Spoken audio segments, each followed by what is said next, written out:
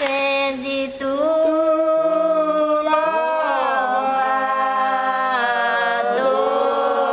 seja paixão do Redentor. A paixão do Redentor que desceu do céu. Sou Benedita Lobato Paulino, professora e pedagoga. Sou aposentada, mas a minha função atual, a minha atuação atual é como produtora cultural de Oriximiná, e me integro em vários setores da cultura aqui em Oriximiná. Eu sou integrada a Conselho de Turismo, a Conselho de Cultura, e a minha formação é de professora, mas com essa vivência de práticas culturais. Então, hoje, o meu trabalho, assim, profissional, está voltado para a área da cultura. E sobre a encomendação de almas? Bom, eu nasci em comunidades e já naquela época, na década de 50, eu tenho 67 anos. Então, já na década de 50, quando era bem novinha, 8, 10 anos aí, eu já vivenciava na minha comunidade, na zona ribeirinha, eu já presenciava e já me integrava com o que acontecia dentro da minha família. Porque a minha mãe, ela era muito religiosa, e ela, assim, era uma penitente mesmo. Inclusive, todo mundo sabia em casa que ela era devota do Sagrado Coração de Jesus, mas ao mesmo tempo era devota das almas. Mas ela era encomendadora? Não, ela não era. Ela apenas fazia promessas e cumpria com orações. Então, ela era muito ligada a essa prática cultural no interior, na zona ribeirinha, dos encomendadores de alma, tanto que ela não perdia. Toda Semana Santa, a minha família, eles eram chamados e a gente comungava com todo aquele ritual da Semana Santa que eles fazem com a prática cultural da encomendação das almas. Continuando sobre a encomendação. Na época da minha infância, eu vivi isso e convivi por conta da fé, dessa prática que a minha família tinha, e também eles acreditavam e recomendavam que todos os filhos, na época, também fizessem suas orações. Tanto que quando os encomendadores iam rezar na nossa casa, em frente à casa, eles tinham todo o ritual da família fazer o pedido. Eles faziam, já naquela época eu já sabia também disso. Eles faziam o pedido e aí eles vinham rezar. E quando era na hora da reza, a gente tinha que ficar trancada em casa à noite, né? Não podia ficar na rede, tinha que estar em silêncio. Se as crianças acordavam, ela mandava dormir, ajeitava para dormirem. E aquelas crianças que acordavam mesmo, porque como era muito curiosa, desde de pequena mesmo, eu queria saber, eu tinha a intenção de ver pela porta, de ver pela janela, se iam mesmo dar osso na mão da gente, todas essas coisas que contam a respeito da encenação quando eles estão atuando. E eu tinha essas curiosidades todas, mas nenhuma vez eu cheguei, porque a minha mãe ela era assim bem rígida com os ensinamentos, e ela não deixava realmente a gente ir para a porta e abrir a porta. Então eu nunca fiz isso. E osso, o que é isso? Osso o osso faz parte da caveira, né? Então eles diziam que eram encontradas as caveiras. Nessa época a gente não podia ir contra as regras do ritual, e quem desobedecesse encontrava osso que era referente à caveira do morto, dos que já se foram, né? Então a gente não podia fazer isso, senão ia encontrar com o osso do morto que já foi. E o que é que não podia fazer exatamente? Na época não podia fazer, era abrir a janela, por curiosidade de ver na janela, né? Tinha que dormir, tinha que ficar quietinha, dormir, enquanto a mamãe estava sentada na rede dela rezando, né? Nessa época meu pai já tinha morrido, então era ela que criava. Nós somos de uma geração de 12 filhos, então ela era matriarca ali, e ela na rede dela rezando e olhando o que estava se passando. Mas na maioria das vezes todo mundo, todas as crianças, os meninos que já eram maiores, já estavam dormindo. Mas eu lembro muito bem desses ensinamentos dela. A minha mãe era uma mulher muito trabalhadora, tomou conta de toda essa família, mandou estudar, colocou para a cidade para estudar, muito trabalhadora, e viveu muito tempo, morreu com 86 anos. Então foi um exemplo assim de mãe para nossa família. E a nossa família, a gente respeita muito, muito. Até hoje a referência para nós de mãe, de matriarca é a nossa mãe.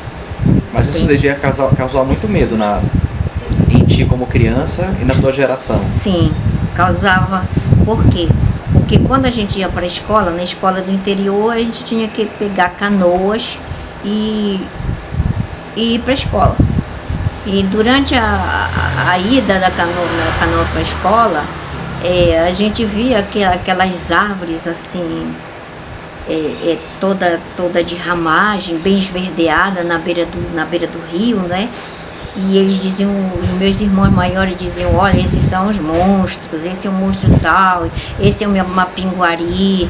Então, olha, senão o medo maior era a gente encontrar com uma alma perdida, uma alma que estava vagando, entende? Almas que estão vagando, que fazem visões, que fazem visagens. Para naquele tempo eu aprendi que eram almas que estavam vagando, que queriam se salvar. Então isso tudo aí eu me lembro da minha infância. E desde então eu tive uma intuição, uma curiosidade muito grande, ao mesmo tempo que eu fui para a escola para estudar nos cursos, no primeiro curso, segundo, no médio, tudo, e até chegar ao ensino superior, eu tinha toda essa linha de pensamento para estudar sobre a cultura popular. E isso me apegava, e até hoje me apega, estudar, pesquisar sobre a cultura popular. E o que me prende muito são os grupos tradicionais, populares, os encomendadores de alma, os foliões de São Benedito, os foliões de Santa Luzia, essas folias, que a maioria são folias que são os homens que cantam, né? Às vezes eu pergunto, eu quero saber dessas diferenças, porque de gênero, homem, mulher, entende? Por que só homem, por que só mulher, ou quando as mulheres não podem ser. Eu tenho um pouco de estudo sobre um grupo de foliões de São Benedito, em que a princípio era só homens, agora tem o cordão de São Benedito, no cordão já são mulheres. Então, essas particularidades de cada grupo cultural, religioso, me chamam muita atenção para fins de estudo, de pesquisa.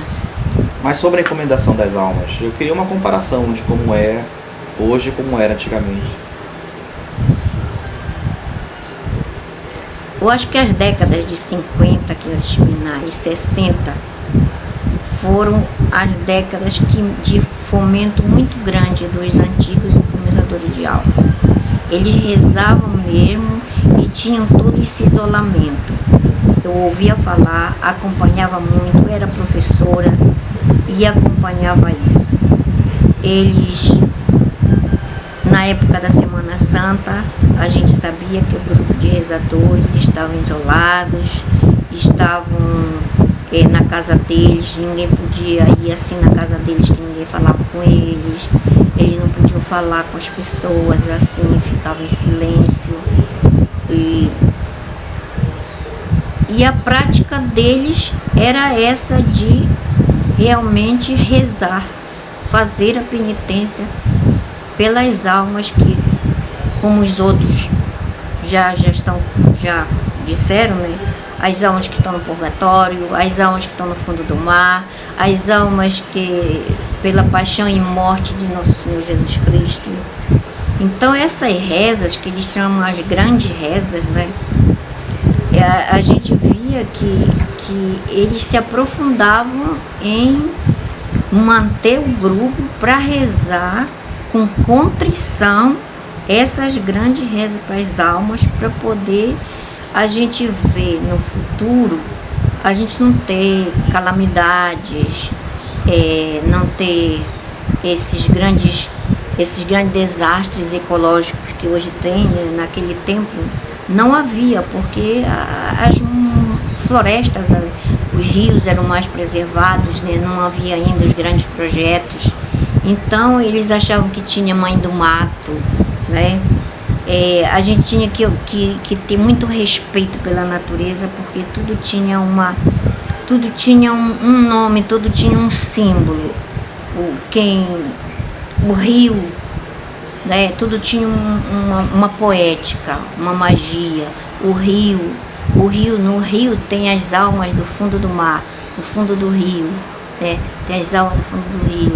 As almas que estão escondidas, que estão pelos cantos escuros, são almas penadas que não encontraram seu lugar.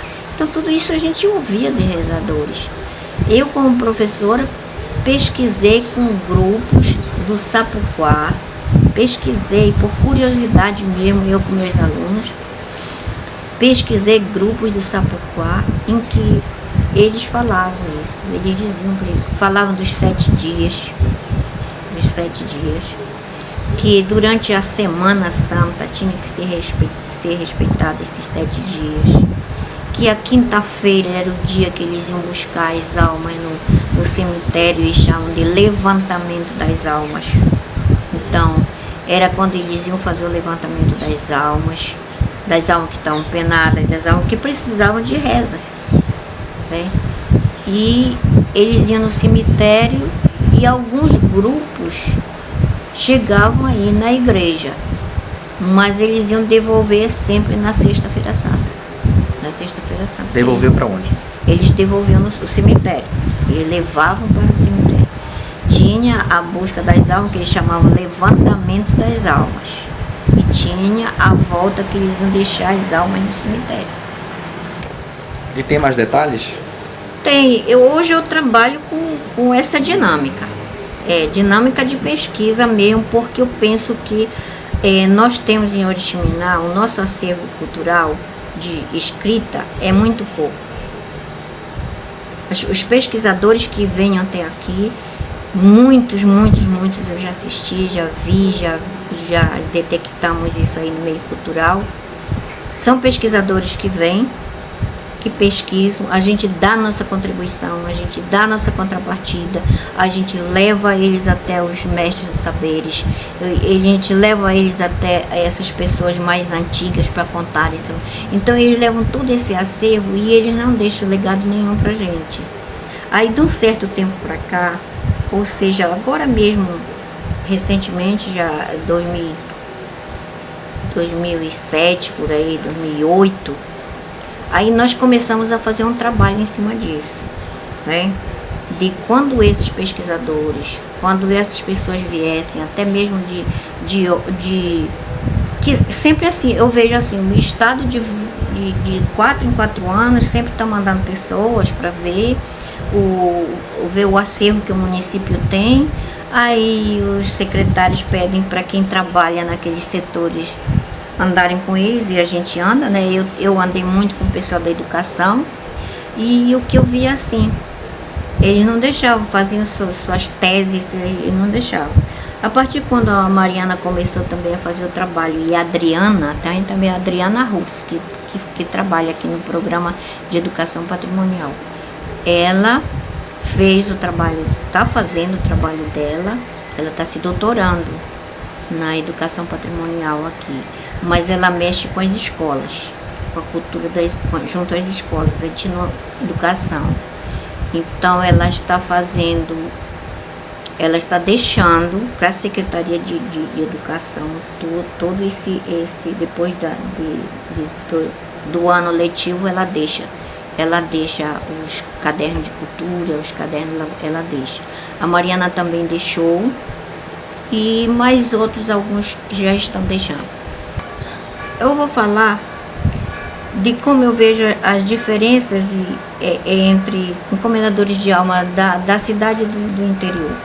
Né? Da cidade, eu vejo hoje eles, assim, muito se concentrando em ter o seu grupo, e hoje quererem o reconhecimento desses grupos com o nome e ter o respeito, até porque nós temos muitos grupos culturais aqui, de dança, de teatro, de tudo, então também eles veem que eles são um grupo, entende? Eles são grupos populares e eles querem esse reconhecimento. Então eu vejo isso em cada grupo que eu vou e escuto e observo a conversa deles, o diálogo deles, aqui na cidade. Já nos grupos do interior, das comunidades, eles estão ainda naquela visão de que quanto mais eles contribuírem, mais a comunidade deles vai ser respeitada pelo que tem, pelas ações culturais que tem. Eles fazem isso para qualquer pessoa. Eles não visam dinheiro, né?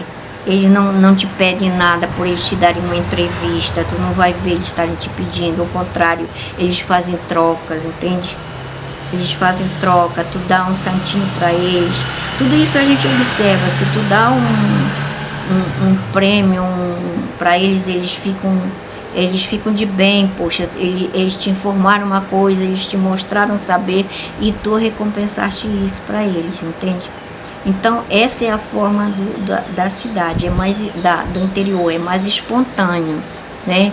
É mais assim, tem mais amor nisso aí, no querer saber do outro e também mostrar o seu saber. Já na cidade, nem todos os grupos que nós escutamos, eles já pensam assim. Eles acham que se você for lá e pegar uma entrevista deles, já é para pagar, para dar o dinheiro, entende? Então eu vejo essa diferença nesse sentido. E no ritual tem diferença? No ritual tem diferença, assim, só de que aqui na cidade eles bebem muito. O álcool excessivo que eles tomam faz com que alguns grupos ainda fiquem... a gente vê grupos que estão todos embriagados, tudo com os olhos vermelhos, estão cantando, estão fazendo as rezas, e a gente vê que o tom da voz deles vai para outro lado, entende? Tem outro, não está certo como o padre faz. Então não tem uma sintonia, tá? No interior existe ainda a sintonia dessa voz, mas na cidade nem todos os grupos, principalmente esses grupos novos. E que padre é esse? Que tem... A senhora falou de um padre. Por exemplo, tem padre... Mas não, a senhora falou do padre. É o padre da igreja? Não, todos aqui têm padre. Todos os grupos têm padre da encomendação das almas. Mas o que seria o padre na encomendação? Seria aquele que dirige, que encaminha a reza, que sintoniza a reza, então... Mas sem nenhuma formação na igreja? Não. Se eles aprenderam, é uma tradição oral. Isso vem de geração para geração através da oralidade mesmo. Eles aprenderam oralmente isso. E por que será que o título do chefe é padre? Porque porque... Bom, isso aí até porque eu já pesquisei um pouco sobre isso e sei que na época que os padres capuchos vieram para essa região, eles tinham que catequizar. Então, para eles terem, no caso dos seus seguidores, os apóstolos, então aquele ia ser um padre que ia dirigir. Eles tinham que olhar, eles que eram o padre principal da igreja, da confraria, né, daquela época, né, e eles que estavam lá na comunidade, lá nos lugares deles. Então eram também chamados de padre. É aquele que dirige, é aquele que é o líder, é aquele que conduz, é aquele que dá o ensinamento da religiosidade, daquela prática religiosa. E essa liderança, ela vai além da encomendação das almas?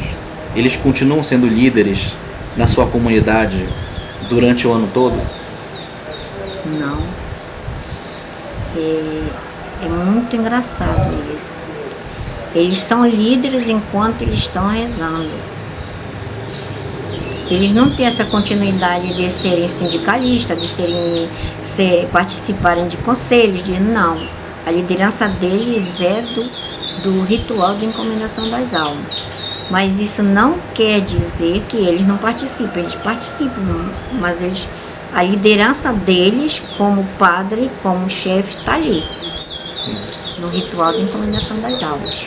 E eles participam de outras manifestações culturais? Sim, principalmente todos esses antigos que a gente vai em todas essas comunidades de Sapucoá, da região do Cachoeiri, da região do Itapecuru, da região da cidade mesmo.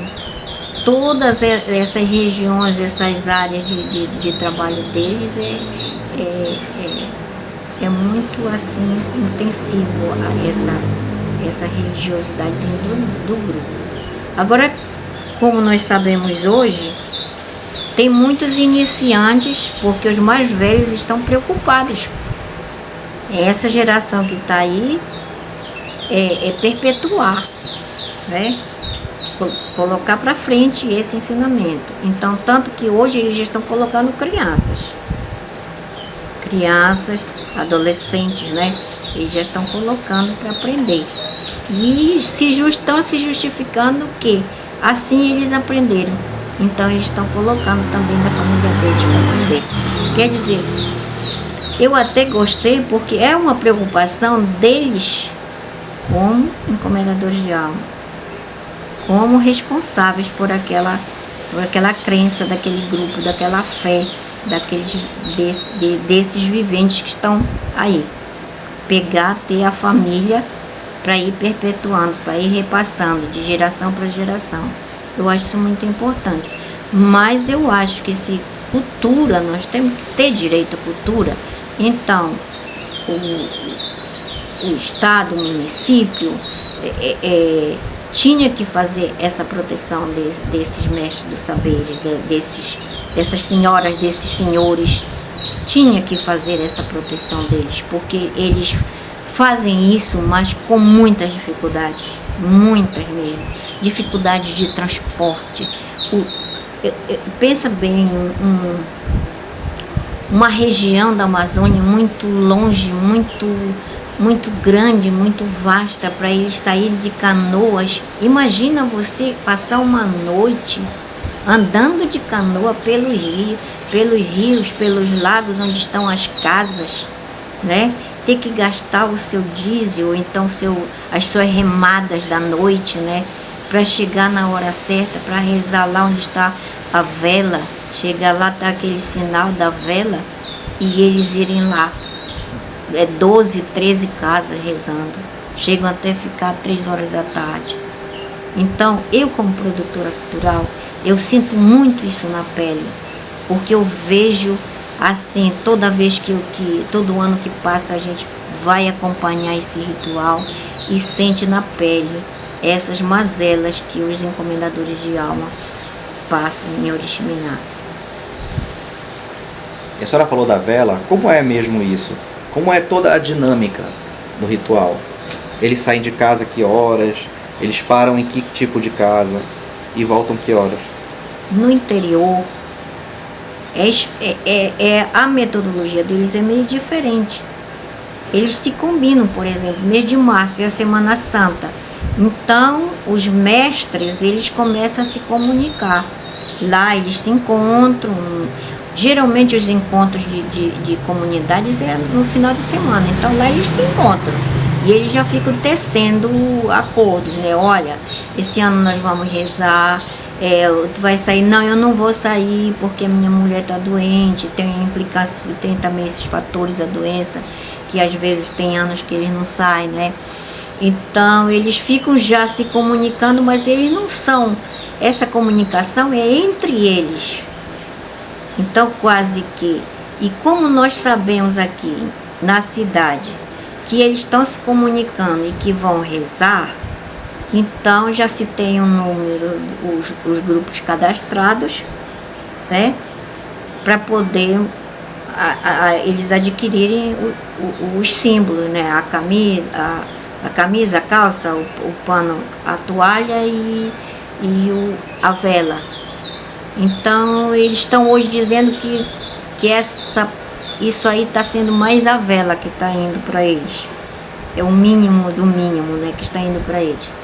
Então essa vela, cada promesseiro que está na casa, né, que prometeu os rezadores, chamou os rezadores para ir lá, então ele já deixa uma vela lá na frente da casa. Né? Deixa a vela na frente da casa e na comunidade eles se conhecem, né? Então, eles dizem, o seu Moraes vem rezar em encomendação das almas na nossa casa, tá? Então já fica a vela. E aí quando eles chegam, eles batem o sino, né? A sineta. E lá dentro da casa, se é promessa que eles fizeram, eles vão também rezar, fazer a penitência deles. Né?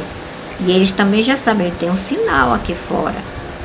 Se, quando eles conversaram com o dono da casa, se era para rezar para as almas, que tipo de almas, né? Eles já tem toda essa conversa. Então, e tem muitas famílias que são devotas mesmo, que já sabem e se comunicam com eles. Essa vela é um símbolo muito importante. Eu acho um dos grandes, um símbolo muito importante é essa vela, porque tudo fica escuro nas comunidades, no interior, na várzea, né? Em plena meia-noite, escuro, aquela escuridão. Então é a vela que faz eles saber que ali querem reza. A sinetinha também é um aviso de que eles já chegaram. Às vezes as pessoas estão até dormindo mesmo já, mas a sineta tocou e já chegaram pronto. Aí já vão esperar, porque tem algumas famílias que dá o lanche para eles, né? E a gente já tem, ultimamente mesmo, nós presenciamos, tiramos fotografias, eles continuam dando os lanches. É beiju, é refrigerante, é pão que foi comprado, foi tapioquinha que eles fizeram, foi tucumã que eles deixaram. Então tem uma mesa ali eu cheguei até a ver o caribé, aquele mingau de farinha, né? Bem ralinho, bem... Mas nessa mesa, nessa mesa, a família também participa? Nem todos. Ficam os rezadores fazendo lanche, às vezes é o dono da casa com a esposa dele, que está sempre ali. As crianças não, as crianças ficam dormindo, os filhos estão sempre dormindo, sempre para dentro da casa, porque a gente vê eles sempre para dentro da casa. Terminou aquele lanche lá, eles se despedem, é uma despedida fraterna, é de abraços, é de agradecimento, a família agradece, aí eles já vão para outra casa. Enquanto isso, os outros, tem os iniciantes, né, que estão juntos, e os mais velhos, eles já seguem, já pegam a canoa, a rabeta. Agora eles procuraram atualizar mais com as rabetas que chegaram, eles já andam mais de rabetas. E outros não, outros andam mesmo vão de canoa. E os cânticos? Eu ouvi falar que tem cântico até em latim. Tem.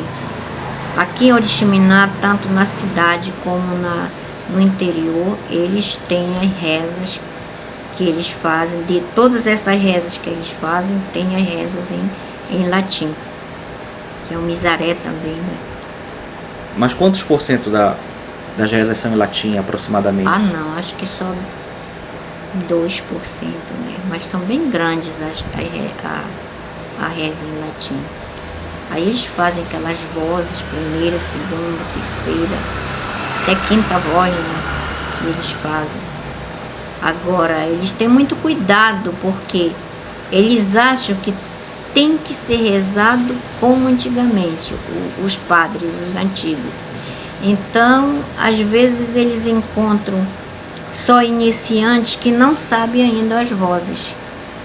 E eles acham que é preferível não ir só ele sozinho, com 5 iniciantes que não sabem as vozes. Às vezes até eles se renovam, assim, se trocam, né? Trocam, olha, quando você vai esse ano, você vai nesse grupo, eu também vou. Então vem rezar na cidade também com a gente. Eles se trocam, assim, eles vão também. Existe também essa troca, assim, de... Às vezes um membro troca pro outro. Do interior vai e reza na cidade. Tem anos, né? Quando não, eles seguem. Por exemplo, tem grupo rígido que segue mesmo. Você sabe que nós já encontramos vários grupos que eles dizem mesmo que não é determinado.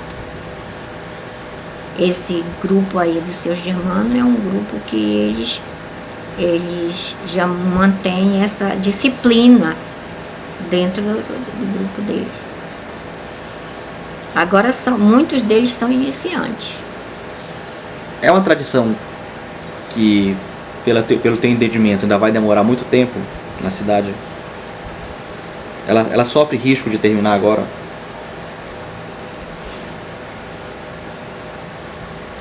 Bom, eu vi uma tradição que foi os pássaros sair do circuito das atividades culturais. Eu vi como era o fomento, o grande fomento, e como saiu. Tudo tem a ver com o indicador econômico das pessoas. Então, se nós não tivermos um planejamento de vida aqui para a nossa cidade, de preservação dessas memórias vivas que hoje nós temos, essas pessoas todas que nós ainda já estamos vendo, elas têm 65, 70, até 80 anos. Daqui com 20 anos, né? Ninguém sabe. Então, sei que corre o risco, mas não será amanhã. Porque eu acho ainda muita força da religiosidade deles. Principalmente nas comunidades rurais. E os encomendadores, eles fazem por promessa deles ou por um voto religioso apenas? Existe a promessa e o voto religioso, né? Faz sem pedir nada. Pai é rezador, os filhos foram vendo essa prática, estavam juntos, sempre acompanhando e vão vendo aqueles ensinamentos e também fazem suas promessas de ficar 7 anos. Outros não, acompanham mesmo. Tenho visto grupos que, não, eu não fiz promessa nenhuma. Eu estou aqui porque meu pai, o meu tio, ele é padre e eu quero vir também. Mas a maioria desses jovens já de 15 anos, que tem 15 anos hoje, essa garotada aí, eles não dão atenção, não. É uma coisa que eles não dão atenção. E com o movimento evangélico que andou crescendo muito no país, isso afetou a encomendação das almas? Afetou aqui na cidade, mas no meio rural não. Em que sentido afetou? Aqui na cidade afetou porque eles criaram muitas igrejas, que não é igreja católica, né? É igreja protestante, é igreja evangélica e outras igrejas. Então ficam muito próximos. Aqui eles abrem uma capelinha assim. Tem muitos pastores. entende? Você vai encontrar muitos pastores, muitas igrejinhas assim. Então, eles dizem que essa prática, dentro mesmo dessas religiões, eles dizem que essa prática tem pastor que chega a dizer, falar que é prática do diabo, né? Que é amedrontar, de amedrontação, de superstição, de aparição, de visão, é que os homens ficam enfraquecidos da mente por já serem idosos, né? É até uma discriminação isso, mas eu acho que não. Mas na tradição da encomendação... Mas ele tem uma implicação, sim. Isso faz com que eles não tenham uma disseminação maior aqui, assim, de criar outros grupos na cidade. E eu ouvi falar muito das marmotas aqui, que são... Oriximiné é a cidade das marmotas. Inclusive eu tenho pesquisa das marmotas de Oriximiná. Sou produtora cultural das marmotas de Oriximiná. Recentemente nós fizemos um espetáculo que ele chamava Aparição da Mulher de Branco. Então, nós temos muitas marmotas. São aparições? São aparições, são visagens, são visões. E nós chamamos aqui de marmotas. Conhecemos a fundo que marmotas eram aquelas ratazonas que apareciam na história, né? Conta, né? As ratazonas que apareciam do mato. Tá? Então deram esse nome de marmotas. Eu vi uma marmota, né? Eu vinha de noite, alta da noite, eu vi uma marmota debaixo de um poste, né? Eu vi uma aparição. Eu tenho registro de inúmeras aparições em Oriximiná, contadas por pessoas da década de 70, de 80. Não são tão lá. Tenho registros de aparições também, que já que a minha mãe, ou então que eu via os mais velhos contarem da idade da minha mãe, né, contarem, ficava prestando atenção. Mas em relação à encomendação das almas? Das visões? Eles já até, todas aquelas visagens que eles disseram que já deram nos depoimentos aqui, todas essas eu escutei e continuo escutando. O cachorro que apareceu quando estava na hora do ritual, na hora das rezas, o cachorro apareceu lá, chorou, colocou a cabeça para cima e ficou chorando. E daí depois o cachorro pegou, foi embora por trás da casa, sumiu. Então era uma alma penada que estava pedindo reza. Então, eles atribuem essa simbologia. O cachorro seria a simbologia da crença deles, né? Que é a alma penada que está pedindo reza. Outras aparições assim que eles veem são vultos mesmo. Batem, tá muito silêncio, aí de repente eles veem um piau de um bicho do mato, né? Eles acham que é também uma visagem, um agouro, né? Entende? Então, tem muitas das aparições. E na Semana Santa, existe ainda isso aqui em Oriximiná, mesmo na cidade. E ter muito cuidado para não enxergar visões, não enxergar aparições, não enxergar visagem. Que tem a visagem moderna e tem a visagem antiga. A visagem moderna é aquela moça, aquela loura que encontraram no canto, na esquina, em plena meia-noite, ela toda vestida para uma balada, toda no salto, toda dourada a roupa dela. Então era a loira do Nicolini, era uma escola, né?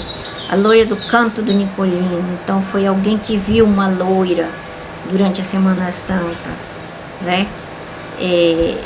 A mulher de branco, a gente sabe que o país todo, muitos estados têm a história, né? O folclore mas aqui é acentuado a história da mulher de branco. Que outras tradições poderias falar sobre a encomendação? Eu ouvi falar que existia uma proteção especial pelas almas, feita pelas almas em relação aos encomendadores. Antigamente, como eu falei para você, a minha mãe era uma devota das almas. Então, ela sempre ensinou a oração das almas para nós. Por que rezar a oração das almas? Porque a oração das almas era uma oração que vinha nos proteger de grandes males, de grandes mazelas. As almas poderiam nos dar muita saúde. As almas, a gente sendo devota das almas, a gente conseguia ser curada.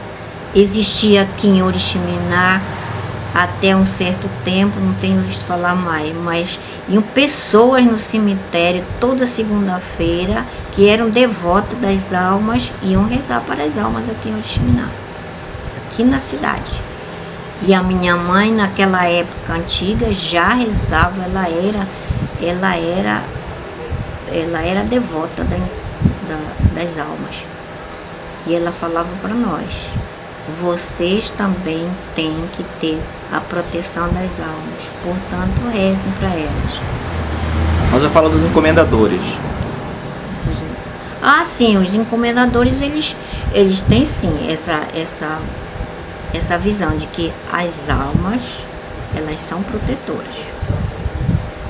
Tudo que eu já pesquisei, por onde já andei com eles e o que já ouvi deles, eles sempre falam: as almas nos protegem. Não é à toa que a gente tem que estar 7 anos rezando por elas, para elas protegerem nossa família. E sempre perguntava de quê? Dos males da vida.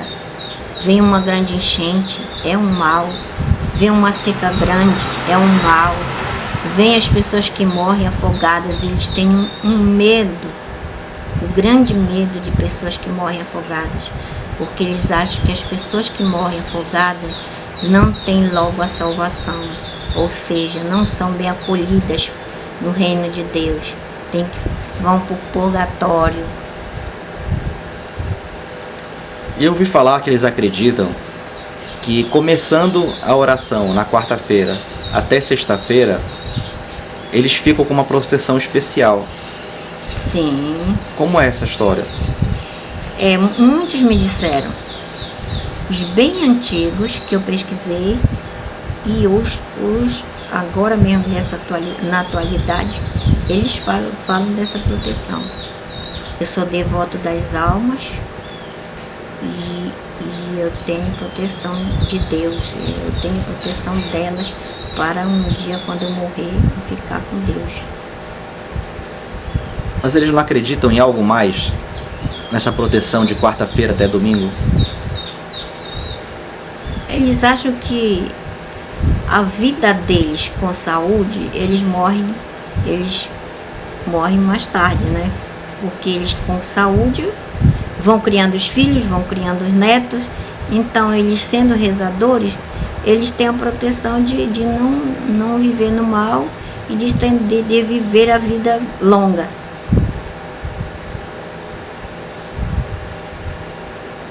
Eu tive uma experiência quando tinha 14 anos. Por conta do que a minha mãe dizia, que eu tinha que ter oração com as almas. Aí, 14 anos, eu ando assim da adolescência dos conflitos. Então, eu fiquei muito conflituosa com as coisas do meu pai, que morreu. E aí, ele não morreu tragicamente, mas ele morreu daquelas doenças da época, tuberculose, a própria malária que tinha aqui para a Amazônia, né?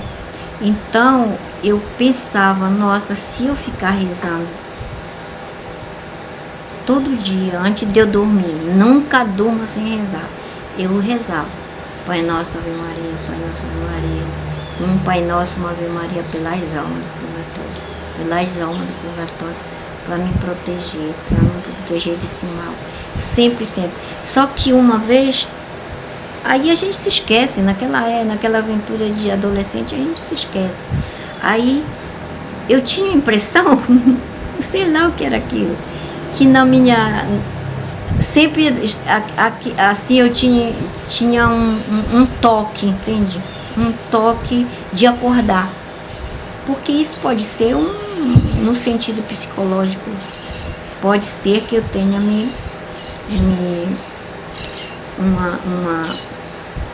induzido isso para mim, para dentro de mim, do meu cérebro, então de eu ficar com essa intenção de querer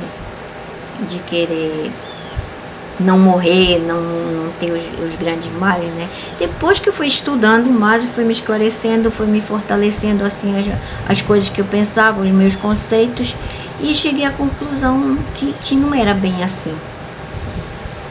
Só se eu me esquecesse, ela não ia me proteger. Eu achava que não. Mais algum detalhe sobre a encomendação aqui em Oriximiná? Não, esse ritual... Os símbolos que a senhora ia falando. Os símbolos não tem diferença não. Todos usam a roupa, só as cores que tem uns que diferem das cores das calças, né? Os símbolos são a roupa, a indumentária deles, a vela, o sino, a sineta, né? A toalha e... Que vai na cabeça. Que vai na cabeça, né? E esse resguardo de antigamente já não existe muito, que foi mencionado que existe no Sapuquá. Isso eu ouvi no Sapuquá, esse resguardo de abstinência sexual, né? Eu ouvi no Sapuquá muito, ou seja, nos mais antigos. Aqui já está tudo mais flexível. Então, na cidade, aí existe essa diferença muito. A cidade, se tiver mais uma migração muito grande, dos grandes projetos para a nossa cidade, futuramente a gente pode ver que vai ser muito diferente. Cidade para o interior. E as pessoas da cidade, elas valorizam a encomendação? Valoriza. Se você for com os antigos, você vai ver que eles falam. Aí se você for com os jovens, vão dizer, pois é, a gente eu nem sei bem quem são esses encomendadores. A juventude de 14 anos hoje não sabe. E eu mas eu vejo que a escola, eu vou me adentrar com a escola, o papel da escola, existe muita falha no projeto pedagógico da escola, deles não valorizarem esses saberes populares.